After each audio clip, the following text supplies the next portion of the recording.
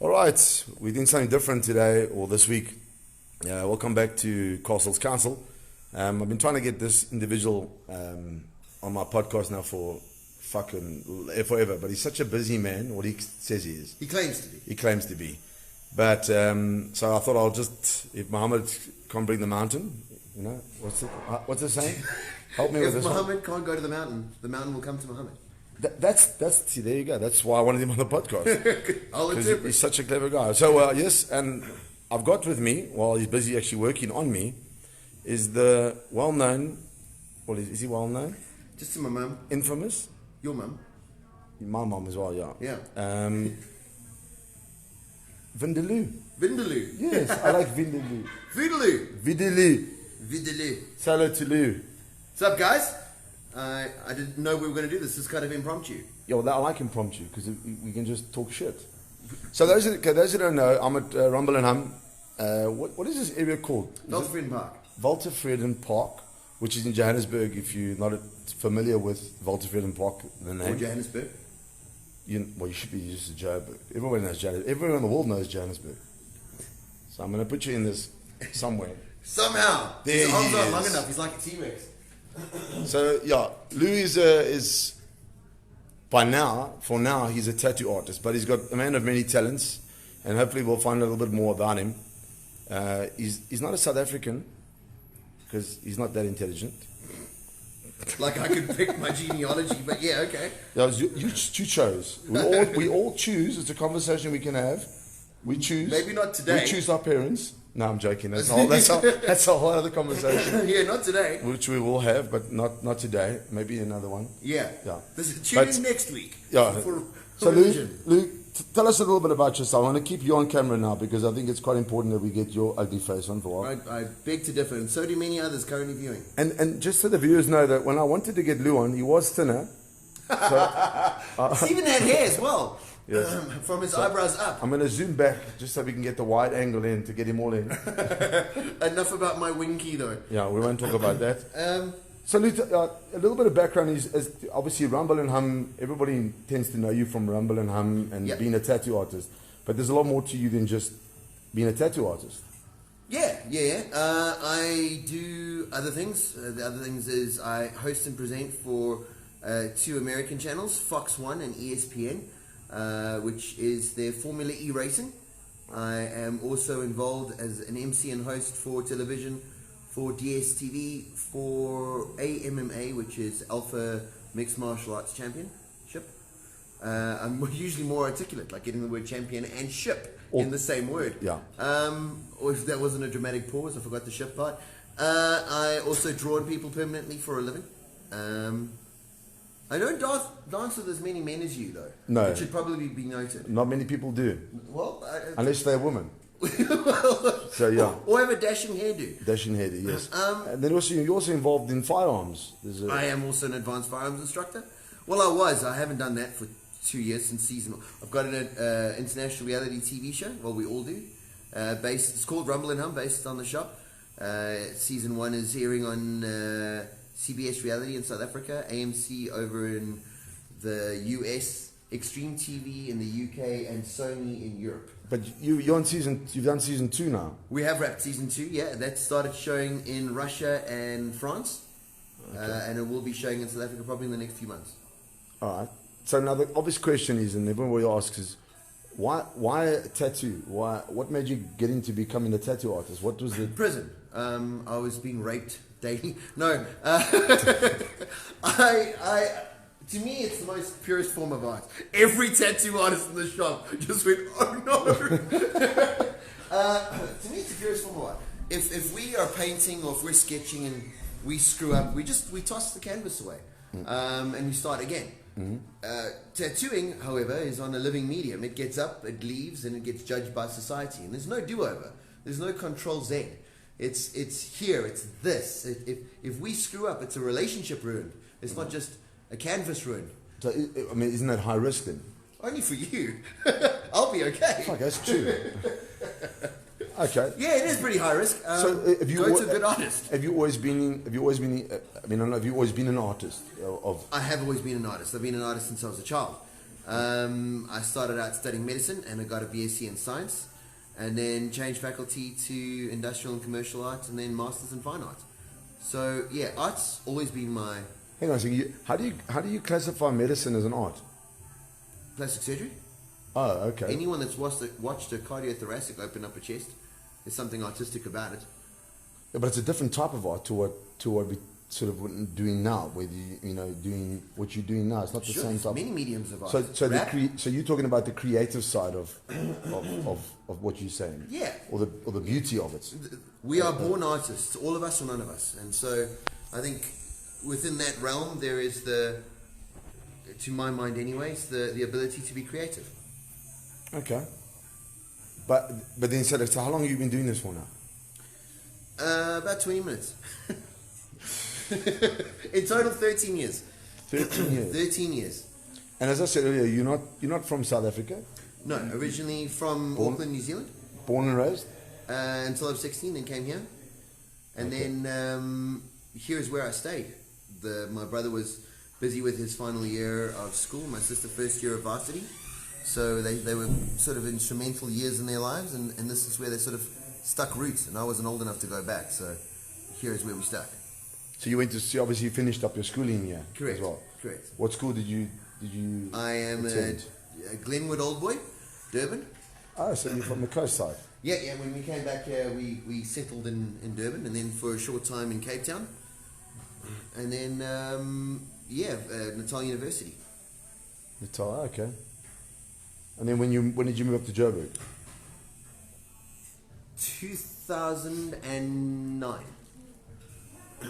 Okay, so now I'm just trying to understand the relationship from being sort of medicine, creative, art, and that whole thing to how did you get into the firearm side of things then? What was the firearm attraction? Who doesn't like shooting guns? A pacifist, I suppose. Yeah. I think it depends to what degree you're shooting the guns, and then why would you want to get into the case of necessarily teaching somebody else to do it? That is a good question. And a politically incorrect one to answer on air. Let's just say I shot for South Africa in competition. Okay. I shot... that was important that you made that remark. Yeah, it's like the championship. Yeah. I shot for South Africa in competition. Yeah. I shot IDPA and then GSSF, which is International Defensive Pistol Association. So basically the gun that you carry on you. They do have various categories within it, but basically it's your carry firearm. Yeah. And then GSSF is a Glock Sports Shooting Foundation, so it's for Glocks only. And then I was actively involved in Durban Guns and Ammo in Durban, trying to know the name. Yeah. And I worked with them as an instructor, and one thing led to another, and then I eventually ended up doing tactical training. And so did that through a company called Blackwater Lodge, which got into a little bit of hot water with the Israeli embassy and some shootings there. But I wasn't there. That was them doing that. So I did my training through them. And you said obviously you haven't been doing it for a while. Yeah, 3 years. Just for what purposes of time? Is it a time-based thing? It is a time-based thing. So we were involved with the shooting of season 1, which for the reality show, and then obviously with that you get kind of busy doing this, and so I couldn't help the police out because I taught the special unit in the police, and then this sort of became my primary focus, and so everything else fell by the wayside as far as if it didn't pertain to the show or if it didn't necessarily bring in the monies, it wasn't focused on. So it's not profitable? For some it is, but then you're talking about government contracts and you're talking about doing it, owning your own range and getting involved with that side, and it's if it's your be all and end all, it can be very profitable. but so can arms dealing. So never tried that. Never tried that. Never tried that. Not yet. No, ever. I'm pretty sure you'll try most things. Not dance with men though. Not dance with men. I wish we could cut to the scene with him dancing with another guy. You got moves though for days. We try. You don't even have to. It's a natural thing. He did ask me nicely. I want to say so many things right now. All right, so then we come back to the tattooing. You've been doing this now for a while. If somebody wanted to get involved in becoming a tattoo artist, obviously your first advice would be don't. Yes. Try harder at school. Yeah. Don't go to jail. Yeah. but if they wanted to, what's the way to getting involved in this industry? Being in prison sort of circumvents 3 years, I think. But if you don't want to go to jail, you could get a portfolio together, basically just your drawings. Don't go into a tattoo shop with tattoos that you've done before, asking for an apprenticeship, because you shouldn't be touching a tattoo machine unless you've done an apprenticeship. And then, get your drawings together, line work, so just line art, shading, so they can see that you have an understanding of depth and weight and proportion, and then color, so they can understand that you have a feel of medium as far as color spectrum and color wheel goes. And then take it to shops that you like, to artists that you think, hey, they do pretty good work, I wouldn't mind going to them, and take it from there. As a tattoo artist, is it important that you could do all types of tattoos? Yes. Or can you specialize? Would speciality come from your public? No, I think your speciality sort of is what you gravitate towards as an artist. And we all have our own likes and dislikes. I hate tribal, but then I did my apprenticeship in New Zealand, and we did a lot of tribal. And so eventually you learn to hate tribal. It doesn't matter how good... You did your apprenticeship in New Zealand? Yeah, I went back to do my apprenticeship. Oh, you went back there? Yeah. Oh, okay. Yeah. How long were you there for to do 2 that? years. 2 years. The apprenticeship is 2 years long. Why did you go back and do it there? It was severalfold. One is I wanted to see home again, and two is I just sort of changed my faculty from medicine to art, and I needed a breather. So I focused on me for a little while, and me meant getting out of this country. So I went back home and learned there. And also, I mean, New Zealand, Maori culture has sort of been tattooing people longer than any other culture has anyways, commercially. We go back to the sailor Jerry's that literally was a sailor and saw the world, and one of the places he visited was New Zealand and Micronesia, and so that's where modern day tattooing comes from. So I went back to one of the oldest places in the world for tattoos. Oh, well, that's good. I mean, obviously that gave you quite a lot of experience in terms of just a different viewpoint. Yeah, I learned to tattoo tribal really well. And do you still do tribal? No, not if I can avoid it. Why? I'd rather be set on fire and then why? have a really large woman with high heels put me out. Actually, but why? So here's the thing: unless you belong to an actual tribe, you don't shouldn't get have tribal. It. Okay. There's a guy called Vudulew. Vudulew brought us modern day. That armband there. The reason we shouldn't actually do tribal is because Vudulew took tribal as we saw in the Far East, which is New Zealand, and the Micronesia, Bora Bora, Samoa, Fiji, Tonga. He took that and then made it commercially viable in a Western style form, and then we had Western tribal, and it had a huge time in the 90s. Those of us who are good at maths can work out if we've been doing it for 13 years. That puts me in the late 90s. Yes. So it doesn't mean anything other than shapes. It's just shapes anybody. It's black shapes anybody. In fact, even if you went with something like Tamoko or Kiritui or Afakasi, then you're doing something which is traditional. And unless you belong to that tribe, it means nothing to you. It's just shapes anybody. Pretty shapes, lovely shapes. I mean, but it means nothing. So even your traditional style, there'll be guys that argue, oh, this symbol means that you're a doctor, and this symbol means you've got 3 kids. Right. It doesn't. That's not how it works. It's called whakapapa. Whakapapa is the genealogy within Tamoko, which is Maori culture. Sure. So unless you've got genealogy, unless you are the chief son in this specific tribe in Aotearoa, then it means nothing to you. You've just stolen someone else's signature. Great. It's pretty. That's all you got. Okay. Do that 1,000 times a week, and you learn to hate it. All right, so that answered the question. So getting back to talking about different styles, and if you want to become a tattoo artist, what style? Because you hear often guys will say, this guy is good at line work, this guy's good at portraits, and so you don't go into it sort of doing a particular style only. You've got to sort of be a master of all. I think you need to have a grounding and an understanding of all the styles available to you that's going to come through the door, because it makes you a rounded artist. I think if you start out and you're only ever going to focus on script tattoos, you're never going to know what it's like to shade a face. Yeah. Which, I mean, it's fine if you want to be that sort of narrow, then, I mean, that could be the field in which you want to.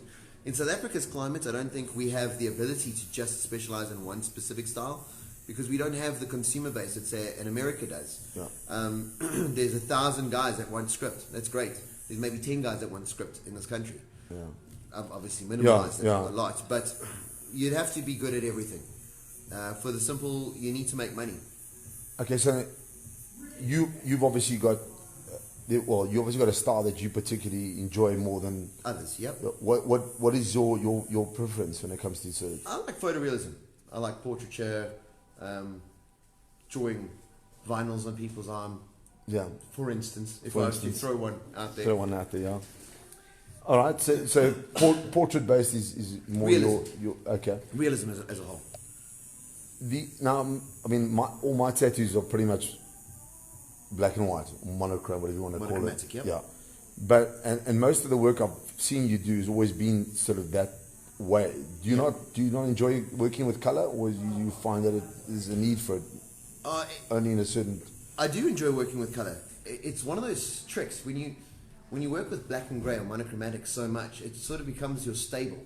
It's your comfort zone, and so you don't have to think. Like now, I can do this and tattoo you, and it'll come out just as if I wasn't talking at all. Yeah. Because I know what all the tones will look like when they're done. I know what needle does what with what colorway. Yeah.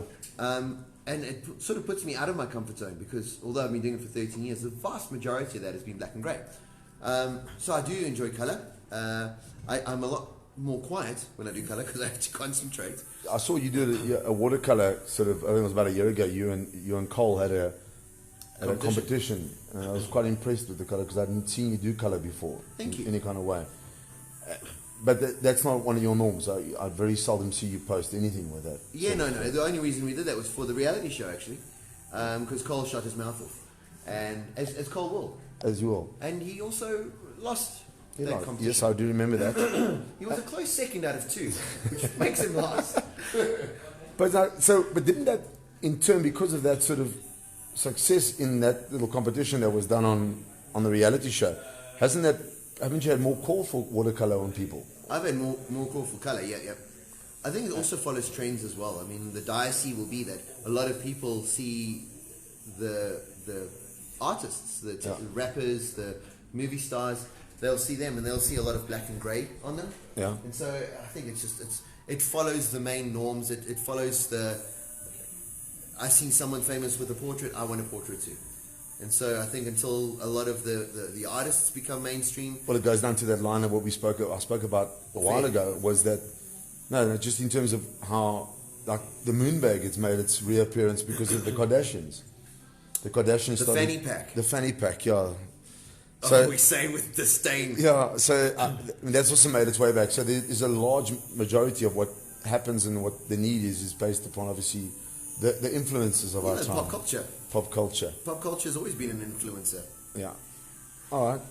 So, if somebody wanted to come spend time becoming how long does it take to become a tattoo artist? How long is an apprenticeship? 2 years. In this shop, it's 2 years. There's no set hard and fast rule in South Africa because there is no syllabus in South Africa. We here at Rumble and Hum, we focus on cross-contamination. We focus on bloodborne pathogens first and foremost, because obviously your health is quite important to you. And then obviously we observe all the barrier products. Should be important to you as well. Well, it is. It is. Your health's very important because you pay more when you're alive. So, yeah, we focus on the health aspect first and foremost, and then from there we go on to the nitty-gritty of it. How does a machine work? How can you build a machine? If you can build a machine, what's going to go wrong with the machine when you're using it, and how can you fix it? We are lucky enough to be one of the few shops in the world that is sponsored by Fallen King Irons out of Miami, Gaston Siciliano, and so we use what we colloquially call the best equipment in the world.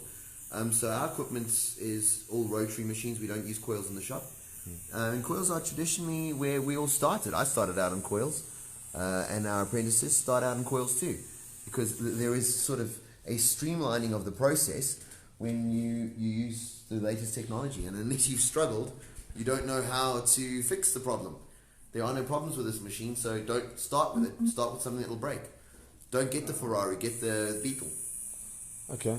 So it's quite a process, and it's quite an in-depth thing that you've got to go through as an apprentice.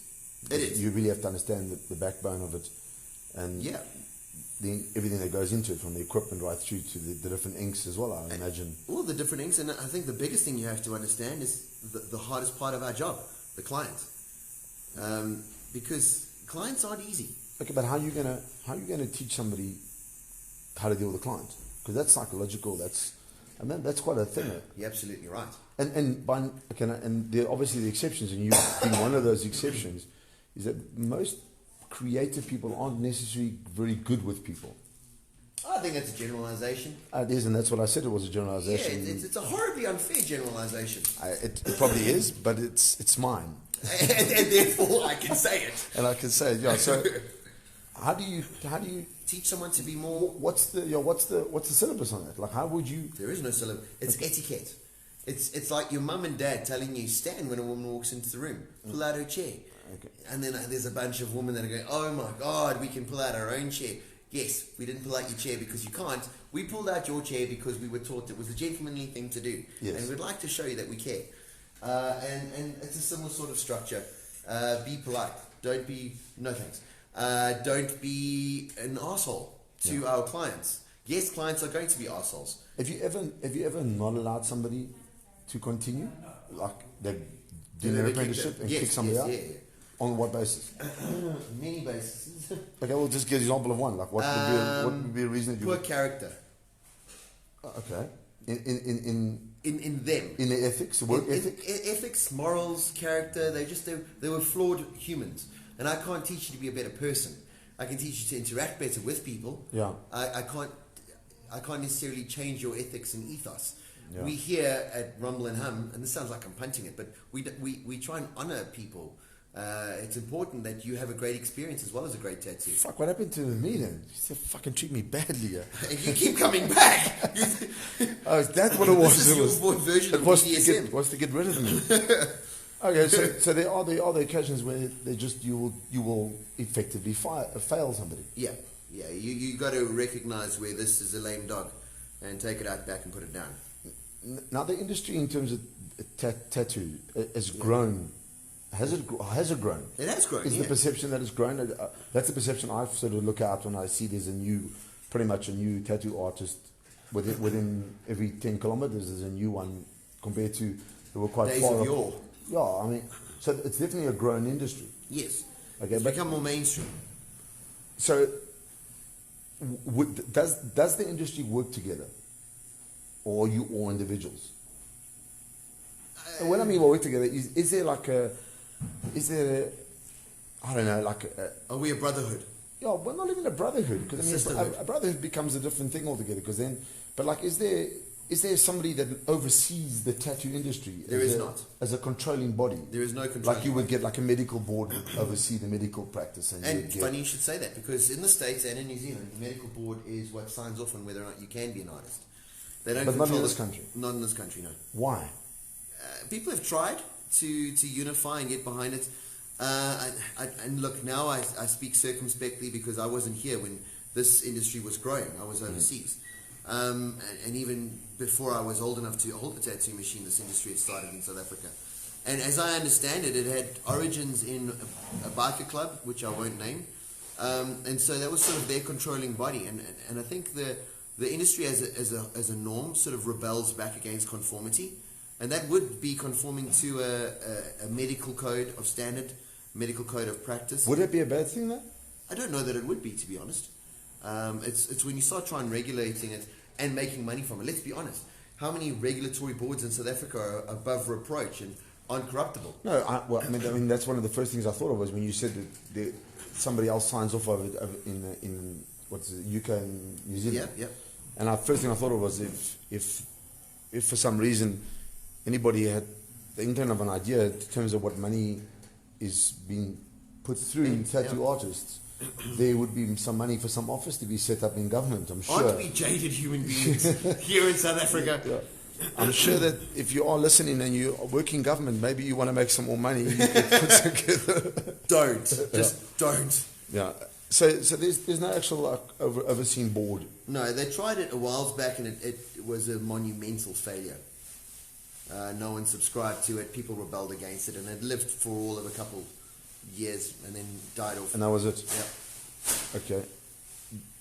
So, going back to the question, do tattoo artists work together? Some do. In any kind of way? Like, some do. So if somebody came to you and said, I want something done, and you say, I'm full, like you are, you're pretty fully booked until God knows when. Would you? He knows because we got robbed. True. But would you recommend somebody else outside of your... Yes. You would? And would I others? would, yes. And would others? I can't speak for others. Okay, but has anybody that you know ever said, go to Lou? People Not clients, other artists. Yeah, other artists have said, Lou. And again, it's one of those circumspect things, I'm sure in your industry, if you go back to boxing and trainers, would other trainers say, Steve from Top Box, he's phenomenal. Top Box is a great place. Go to him. I'm full. I can't take you. Yeah. Go train at him. There are guys that would. There are also guys that will throw you under the bus. Sure. Okay. That makes sense. We're no different. There are good guys and there are bad guys. What would I term a bad guy? Would you care to tell us some of the bad guys? I'm joking. Watch as I do a penis now, realistically, on his arm. Okay, so it's not a... In the ideal world, yes, we would refer everyone if we were busy to other people. But it's definitely not a controlled group of guys that are controlling the industry. It's not a case of like all the guys are getting together and having secret meetings saying we are now going to increase prices across the board. No. We're going to. There's no syndicates. There's nothing like that.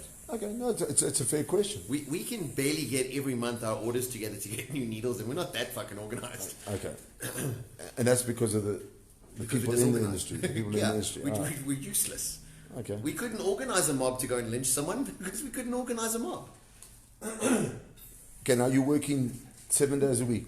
I do, yes. Is that healthy? Oh, I know where this question's headed. No, it's actually not. It's not healthy, no. It's not healthy at all. But is it a necessity? Because the idea... No, I don't think it is. I think what I'm trying to get to here, the idea for most people out there, and is if you talk to people generally in the street and people that go and have tattoos done and then they go, yes, it costs a lot of money, it's expensive, bada, bada, bada, bada. And yet, so there's a perception that tattoo artists are rolling in the dough. So the question is either that you are greedy and you want more money just because you want more money, or it's a case of that you got to work because it's got to pay the bills, and it's not flashy. There's a third misnomer. Okay, what's that? If I can only work so many hours in a day, which means that if I'm popular, I have more clients than I have hours to do those clients. And then what happens is I start losing business and start getting a bad reputation in the industry amongst the clients because I'm too busy for them. And I'd rather not be that way. I'd rather sacrifice my time and get to the person that waited a year. But they wouldn't have gone to the old adage of economics of supply and demand, where yes, it would. you could increase. I'm a bad businessman as well. Which means you could increase your price so that you could work less, and because you're in demand. Yes, I could. I still haven't though. Okay. I haven't increased my price in 3 years. Okay, but what's the reason for that? Because there's no need to.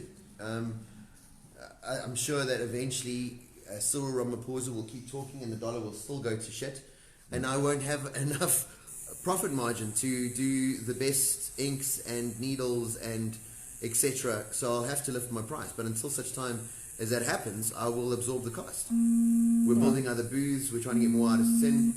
Because again, when time is and that's really it, time is our break even. Yeah. We sell time. You sell 100% same as me, yeah. It's a service-based industry. Yeah.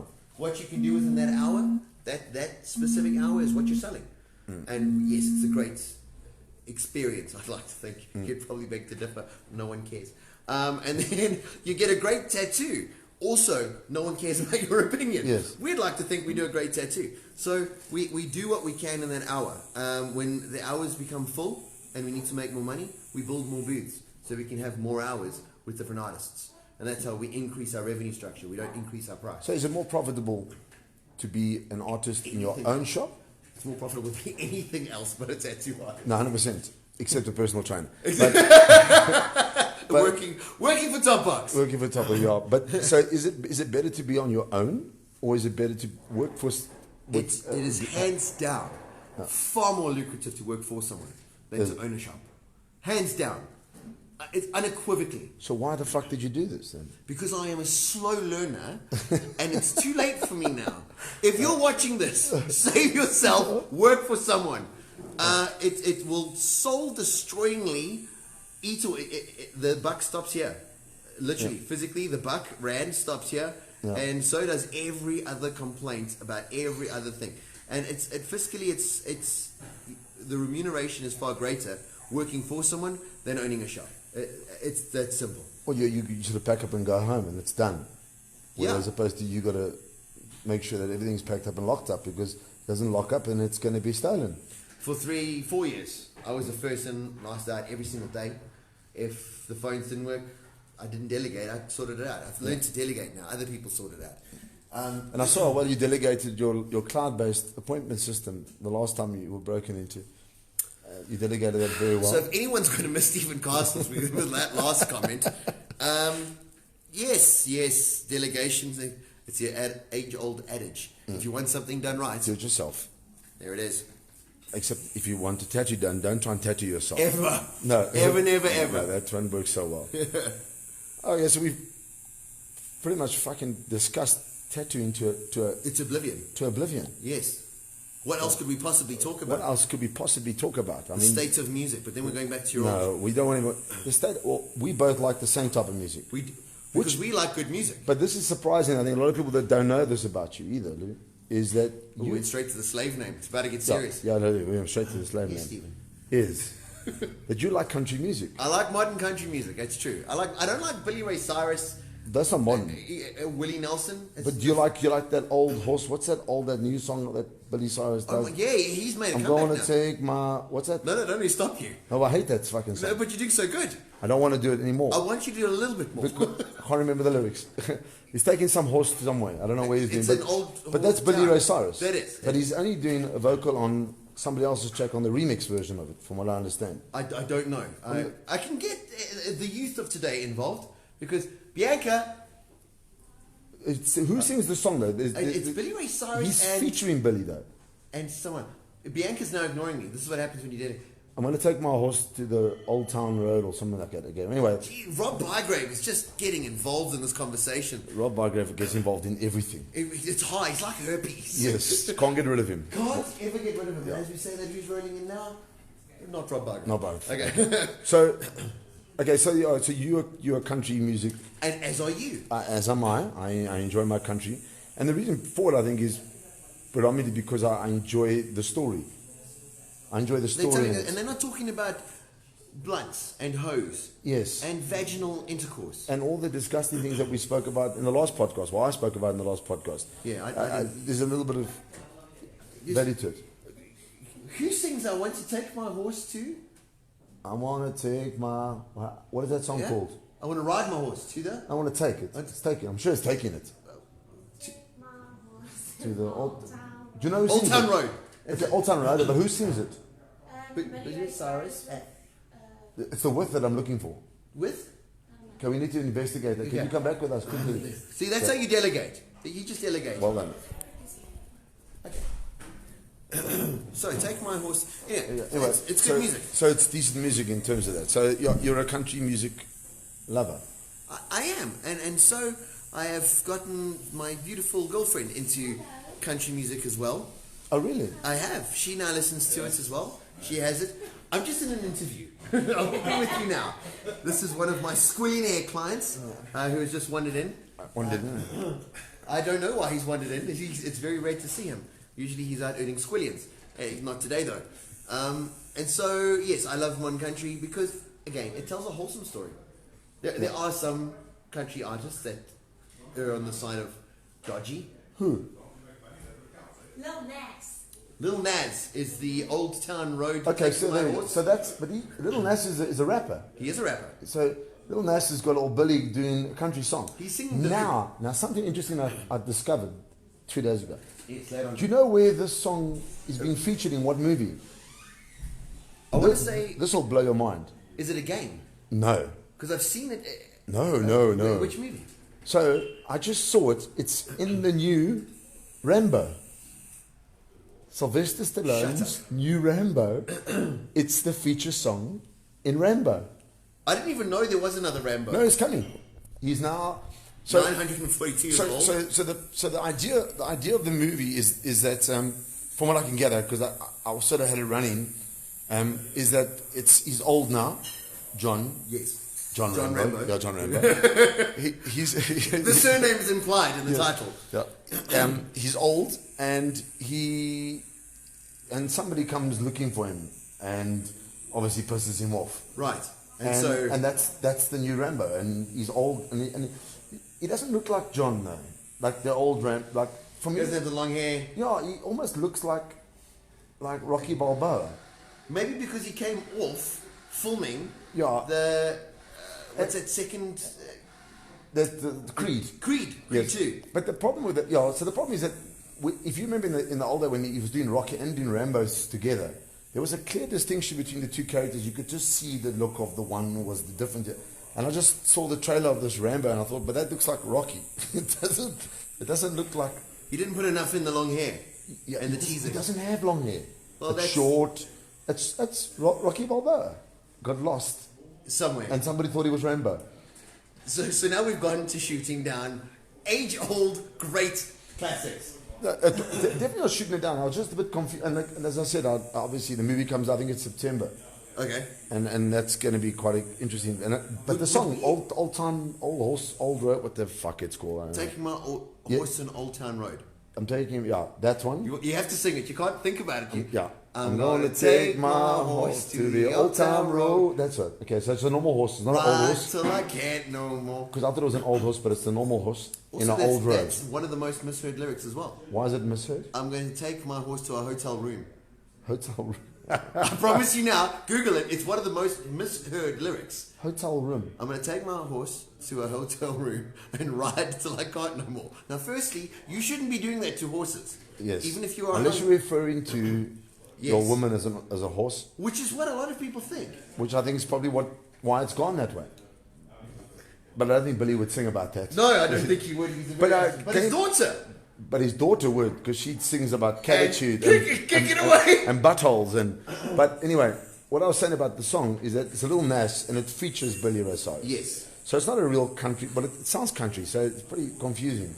It leaves me in the lurch. Speaking of country music and crossing over to, now we got a little nass, which is a rapper, hip hop, crossing over to country. Yes. There's a country singer that's crossed over to mainstream by the name of Kane. He's done a song with Marshmello. Yeah. Kane Brown. He's done a song with Marshmello. You say Marshmello at me like I should know who Marshmello is. The last time I had one, there was a fire involved. Hang on a second. Actually, fact, I think that's how you say the name Marshmello. I'm probably getting the fucking name wrong as well.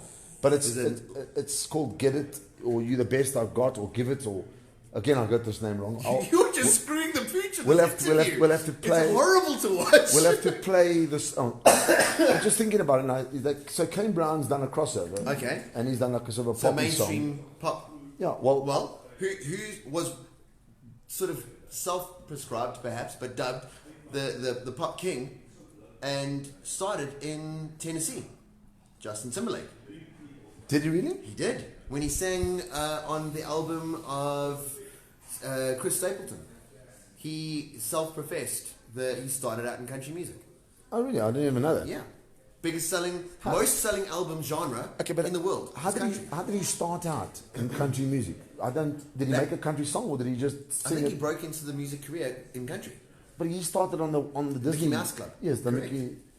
Well, we can't really talk about young kids singing. Justin Bieber. Yeah. He started out singing country. Not Justin Bieber. I'm talking Justin Timberlake. Justin Timberlake. Justin Bieber didn't sing country. I'm gonna have to go kill myself. Yeah, give me a second. Yeah.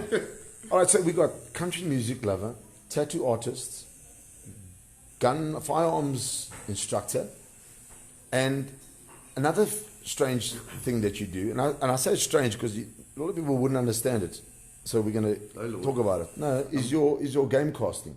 Oh, good. That could have gone anywhere. Yeah, the other thing that I do. With the things that you do, yeah. Okay. So explain to us game casting, because it sounds. The name is very sort of misleading. But what actually is it? Like the basic version of game casting. So it's called shoutcasting. Okay, shoutcasting. That's and all that it is, it's the modern day equivalent of a commentator. Okay. So, but you're not commentating a live event, Yeah. a sport event. Yeah, we are. Okay, Esports. well, Esports is a real sport. Okay, well, it's live in that it's happening while you're commentating it, but it's not people. It is people. For fuck's sakes, I'm walking into this. Well, Yes, you really are. This is going to be one of your worst, best casts ever. you're commentating a game that's been played by people. Correct. Live people. Real people. No, and that's a real thing. It is a real thing. Now, and there are a lot of people that get that. Yeah. And I get a lot it. of people that don't. But a lot of people that just don't understand what we're talking about right now. I guarantee you. Let me drop some figures on you. Largest grossing industry in the entertainment world to date, gaming. It's dwarfed music and movies. Let me break Gaming it in down what to way? In what way? pro gaming, competitive gaming. Okay, and how has it dwarfed it? I'll get to that in a second. Yeah. Financially, it's dwarfed it. Most viewers dwarfed it. Most people. Most viewers. What do you mean viewers? Oh, I'm glad you said that because when I cast the people watching, an audience. Somebody's watching somebody else play. Yeah. Moreover, someone's watching the best people in a group, usually known as a clan or a sporting team, Yeah. play against another group. Usually it's 5 versus 5, depending on what game. It's like watching a movie that's live. It's like watching a sporting event that's live. I suppose it. So here's the thing. It's got the same idea, isn't it? Really. It's identical. Most consecutive viewers watching a sporting event used to be Super Bowl Sunday. Yes. 54 million consecutive viewers worldwide. 54 million viewers consecutive, all at the same time. Watching at the same time. One, 54 million. not once upon a time. Not once upon a time. That's a different cast altogether. Okay. Most watched sporting event for the last 3 years running, Dota 2 final, 114 million. Dota 2 final. Yep. Explain that Dota. Defense of the Ancients 2. It's a game. It's a game. Okay. And so they have the compendium. They have the Dota International. Okay. How many people? 114 million people watch consecutively. At once. That's at once, worldwide. Is that many people? How many people on the planet? 7 billion. Oh, and this is 100. Very little compared to 7 billion. Yeah. But I like that you brought a lot of people into it. No, I'm trying to. A lot of people watched it. What I'm saying is more than twice the amount of people that watched Super Bowl. Super Bowl, Which is the biggest event. Was the biggest event. What's the biggest? Is that the singular biggest? Is Super Bowl is 54, or is it Yes, like the singular- opening of Olympics or the? No, the single largest watched sporting event is Super Bowl Sunday, 54 million. Okay. And then Dota 2, largest, 114 million consecutive viewers. And you watch it online. They watch it online. Some of them watch it in the stadium.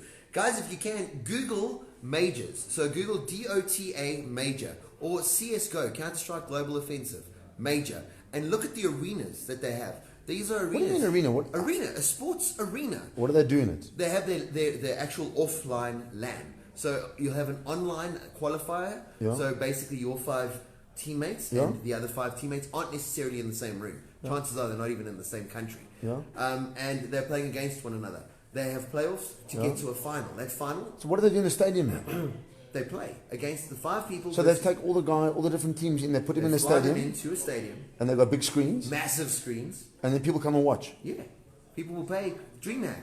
Are you fucking serious? I'm deadly serious. I didn't realize it was that extent. So when you have so they made it law that you can't call your competition a major unless your first prize, not your prize pool, your first prize is a minimum of $1 million for the first 5. So your first team gets $1 million. That's nothing. Do you want to see what the prize pool of Dota 2 is? Last year it was $28 million prize pool. First prize pool. Prize pool. First prize was $11 million. For playing a game. It also, therefore, made, and we go back now to dwarfing movies and other sports events, it's also made it the largest prize pool and the largest first prize for a sporting event in the world, dwarfing the Dubai Open Classic. Fuck no. So, what do I do as a caster? I do that. There is several types of casters. There are analytics. These are the boring guys that give you this. That's not true. Some people like stats. I'm not one of them. there is a stats guy that will tell you the stats. So if you're watching CSGO, which is what I do, I'm the Counter-Strike Global Offensive shoutcaster, they will talk about your entry fragger, the guy that goes in on scene and then takes people out and gets information and relays that back to the team. Sure. Each person has a specific role to play in a team. It's freaking complicated. It's basically chess. It's chess. Well, it's like watching war. It is. It's war. It's strategic and it's so Counter-Strike Global Offensive. You got terrorists and you got the counter-terrorists, and basically the terrorists have to plant a bomb. The counter-terrorists have to stop them from planting a bomb. Yeah. And everyone thinks you do this by shooting each other. And you do. But it's not a game about killing people. It's actually a game about economics. Because when you kill someone with a specific weapon, you get a certain amount of money. Yeah. The harder it is to kill the person with that weapon, the more money you get for the kill. And so every round is dictated to by how many people you killed prior and how much money you garnered from the previous round. Sure. So if you have a particularly bad round, you know that your next 2 rounds are going to be particularly tough. Okay, so it's actually a hell of a complicated. It's heavily How did involved. you get into that? I've been gaming my whole life. So you were a gamer? I was a gamer. I was never a pro gamer. I never got paid to play. Yeah. And I was never that good. I was never good enough. These guys, they've got reaction rates that are faster than Top Gun pilots. So they're literally quicker than what a fighter pilot would be. Sure. Okay. And how much is that? There are Cloud9, for instance. In fact, NIP, Ninjas in Pajamas. Cloud9. These guys are earning millions of US dollars in endorsements every year just by playing the game. That's irrespective of the amount of money that they get for winning the championships. Yeah. Just in their game playing. And I'm here. You missed me. You know you wanted to see me. No, this is we the most did. boring interview. We Hi, never- how you yeah, doing? You had to get crash it, eh? Really? So you might see Rob Bygrave talking on the screen. That's him. That's him. What it is. Should we conclude? Because I feel like Yeah, we need. Come on, let's Yeah. get some proper business done. Cheers. Yeah. This So- is Stephen Castle. He's Stephen. Can I finish my this used to podcast? be You a haven't been on podcast. it. Well, because I've been talking. You're a photographer. That's Yes, what you are. well, that's fine. That was Rob Bygrave. We will actually get him one day on a podcast when we're talking I wanna about be bad there. things. I want to be there. Please. Yeah, so anyway, Lou, it's been interesting, and it's something we can probably talk about again I think so. because I'm interested about the shoutcasting I will and expand. that whole thing, and we will definitely talk about it again. But Teresa just said, she's laughing at Rob. No, it's happening on Treason you. FOMO. I was talking about lots of I'm getting ignored. Yeah, you got annoyed. That's why you got hurt. He But got we- in his car and came here because we were ignoring him. All right, so we're going to wrap it up. How's it, baby? I want to thank Lou. Lou, my man. Thank you. Thank you for very the much opportunity. for eventually getting onto my podcast. I didn't know we were going to do this today. Yeah, that's the beauty of it. I would isn't have it? done something with my hair. I didn't either because I wasn't supposed to be here, and it was a last minute cancellation. They got me here, and thank you for giving me the shout and giving me in here to do some more ink. Anytime, your company's one I appreciate. And it's been great. It's been interesting, and I'm sure we're going to get a lot of feedback from this, a lot of Oh, God, I'm questions. sorry. And let's see if we can get back in here and chat some more about it Let's do in it the in future. studio next time. Let's have a look at what we've done so far, just to see where we are. And this is what it will look like when it's done. Let's have a look. There we go. So yeah, beautiful work as always. So thank you, sir. Thank you. Thanks for listening, guys. And till next time, we are out of here. No problem.